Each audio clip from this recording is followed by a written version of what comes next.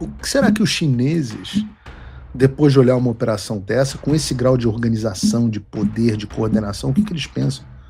Eu digo para vocês, a chance da China invadir Taiwan é zero. Os chineses devem estar convencidos de que o Trump ia obliterar a marinha deles. É óbvio que a China é mais poderosa que o Irã, mas todo mundo fala que era para ter cuidado com o Irã, que era uma das grandes potências militares do Oriente Médio. Em 4 dias, o Irã praticamente deixou de existir. Olá, é do Carvalho, melhor canal de corte do YouTube. Opa, eu sei que você não aguenta mais ouvir, eu pedi para você fazer o triplo C, curtir, comentar e compartilhar, mas eu peço porque 4 entre cada 10 pessoas sequer estão inscritas no canal e a maioria não ativa as notificações e nem curte o vídeo e isso prejudica o nosso algoritmo. Então ajuda a gente aí, brigadão.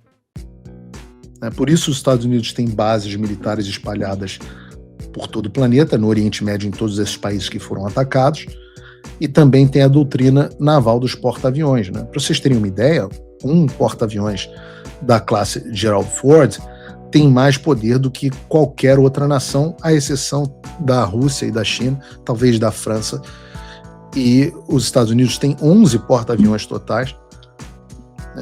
A ideia é que alguns são da classe Nimitz, que é a classe anterior, mas a ideia é que todos passem a ser da classe Gerald Ford. E é uma demonstração, e isso chama atenção, esse aspecto da demonstração espetacular do poderio americano por parte do Donald Trump. O que será que Vladimir Putin, que, coitado, não consegue avançar na Ucrânia, não conseguiu garantir o regime que ele queria na Síria? O que será que Vladimir Putin pensa quando vê algo assim? Há muito tempo não se via algo assim. Nesse ano, apenas nesse ano, vejam as demonstrações espetaculares de poderio americano. Eu sei que parece que o Donald Trump é presidente já há uns 3 anos, mas é 1 ano de presidência. Nesse ano, os Estados Unidos destruíram o programa nuclear do Irã do dia para a noite, explodindo uma base militar hiperprotegida dentro de uma montanha, sem sofrer nenhuma baixa e sem serem percebidos.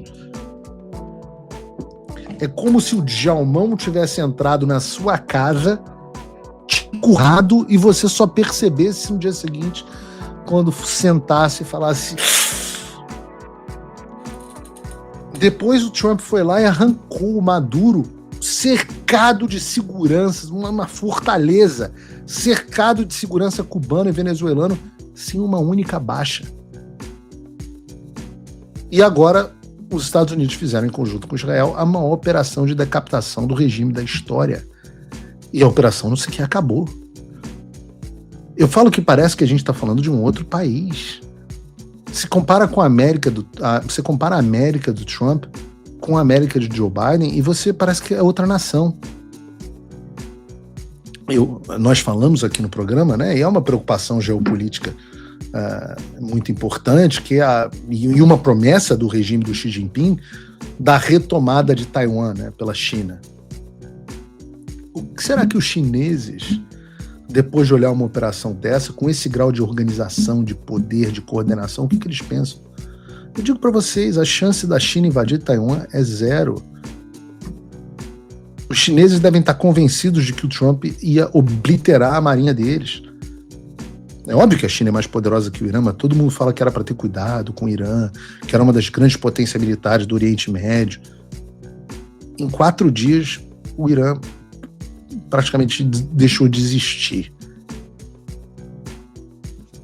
E já que a gente está falando de Irã e China, vejam um aspecto fundamental da reorganização global. O Irã exporta 90%, exportava 80% a 90%, quase todo o seu petróleo cru para a China. Isso corresponde a algo como 12% a 23%, dependendo, das importações chinesas totais de petróleo. Isso significa que o custo energético para a China, caso o regime de fato caia, ou já se tornou impossível a exportação, É gigantesco. Pensa que a China perdeu também o petróleo da Venezuela. Se você somar isso, algo como de 1/5 a 1/4 de todo o petróleo utilizado pelos chineses, barato, petróleo barato por conta das sanções direcionado aos chineses, está bloqueado.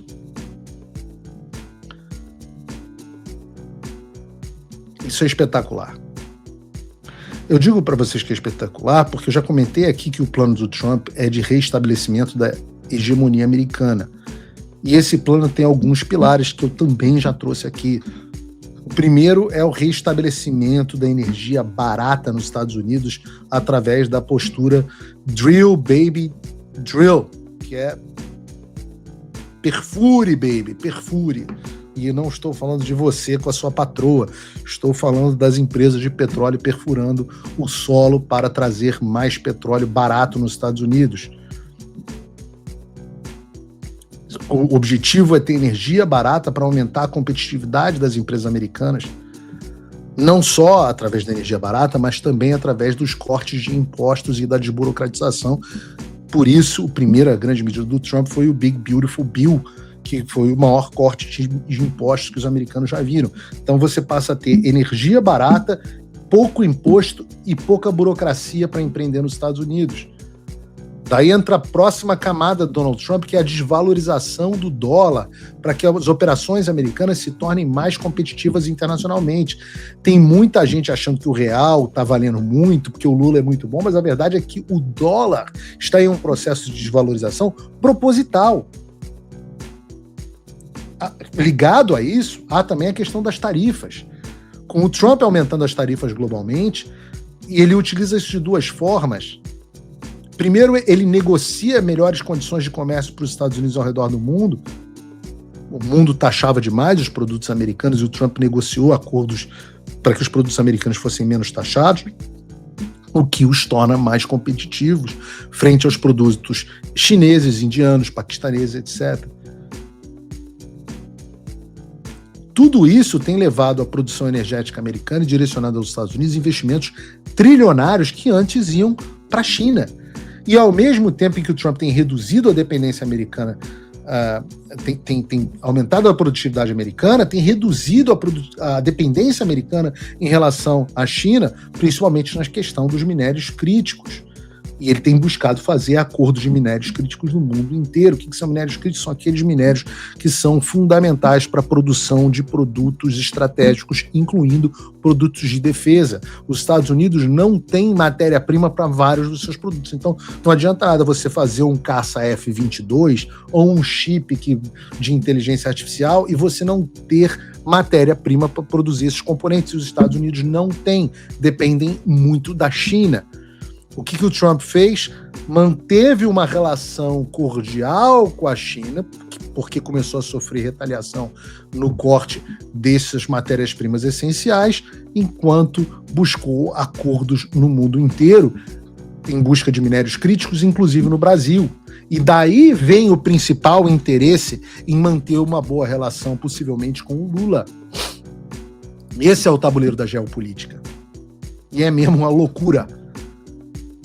E você pode falar o que você quiser, mas em um ano o Donald Trump mudou todas as peças de lugar e realinhou a ordem mundial. O que nos leva a um outro fenômeno, que é o fato de que até um mês atrás dava-se como quase certa a vitória do Partido Democrata nas midterms. As eleições de meio de mandato dos Estados Unidos se chamam midterms. Essas eleições que a gente vai ter em novembro trocam todos os deputados em um pedaço do Senado e vários governos estaduais e por aí vai. Inclusive o meu aqui da Flórida. Vieram os Epstein Files exonerando Trump. O próprio Bill Clinton, em um depoimento fechado ao House Oversight Committee da Câmara dos Representantes dos Estados Unidos, disse, acho que ontem, que não tem informações de que o Trump tenha feito algo de errado. Então vieram os Epstein Files e exoneraram Donald Trump. Trump também acertou a questão da pauta da imigração, que ele estava errando o tom, apesar de uma meia dúzia de pessoas acharem que ele estava mandando bem. Quase ninguém achava, e isso estava Ele, inclusive, saiu de Minnesota, onde o pau estava atorando mais. Então, Trump foi exonerado pelos Epstein Files, acertou o tom da migração, e aí você tem uma série de notícias boas para ele. Você teve as ações espetaculares na Venezuela, o State of the Union, que foi recebido, como a gente trouxe aqui, o discurso dele no Congresso, foi recebido por bem recebido por mais de 60% da população, e deixou o Partido Democrata em uma situação terrível, justamente nessa pauta da imigração. E você teve essa ação espetacular no Irã. E o resultado é que essa última pesquisa do Harvard Harris, que é um instituto que é muito de esquerda, eu diria que é quase que uma quest americana, diziam que a Hillary ia ganhar com folga em 2024, e você tem essa pesquisa que está aí na tela para você, da Quest, mostrando empate entre os republicanos e democratas. Um dado relevante trazido pela Harvard Harris é que o Trump teria 46% de aprovação hoje. Se a gente for comparar o mesmo período em relação aos presidentes anteriores, 14 meses de mandato, a gente tem que a aprovação do Trump é quase igual a do Obama, 48, e bem maior do que a do Joe Biden, 46. Então, se a economia continuar crescendo como está e o Trump mantiver esse grau de sucesso, talvez os democratas não tenham uma vida tão fácil quanto eles antecipavam, não. Estava todo mundo dizendo que os democratas iam ganhar com certeza a casa, e os números estavam muito, muito ruins para os republicanos no Congresso, mas a maré virou e virou rápido. Empate no Harvard Harris é tipo assim, é como se se o Flávio tiver empatado com o Lula na pesquisa da Quest, aí você sabe que o Flávio está 4, 5 pontos na frente. É mais ou menos esse o patamar. Olá, e eu espero que você esteja aproveitando esse vídeo.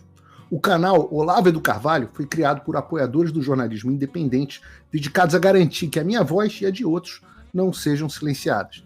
E eles fazem um ótimo trabalho. Por isso, se inscreva no canal e curta o vídeo.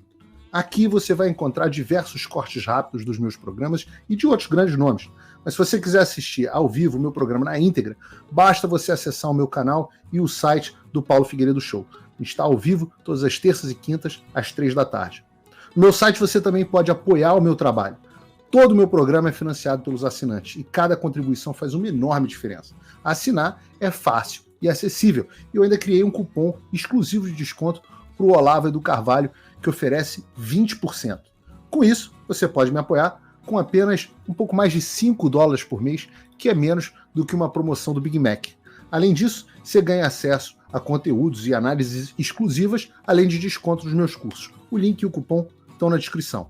Agora, se você está numa condição de vida abençoada, talvez você possa dar uma contribuição mais significativa, tanto financeira quanto intelectual, se tornando meu patrono Coach. Com um compromisso de $50 por mês, você faz parte do nosso grupo de WhatsApp, participa das nossas reuniões mensais de Zoom, dos encontros presenciais e também tem acesso a mim direto por e-mail, que você pode utilizar para contribuir com as suas ideias.